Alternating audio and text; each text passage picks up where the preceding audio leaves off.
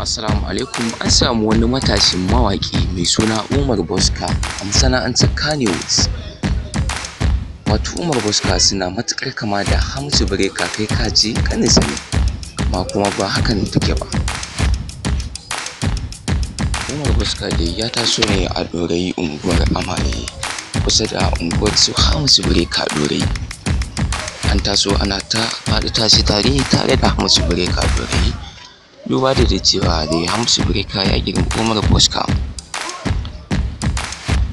A nan kuma gashi sai sana'ar su ta zo ta zama kusan iri ɗaya. Shi mawaƙi ne, shi kuma yakan hau waƙa idan aka buga ta.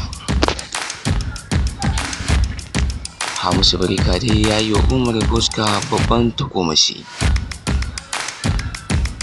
inda ya bashi ma waƙarsa guda ɗaya, ya ce gashi nan zai mata bidiyo.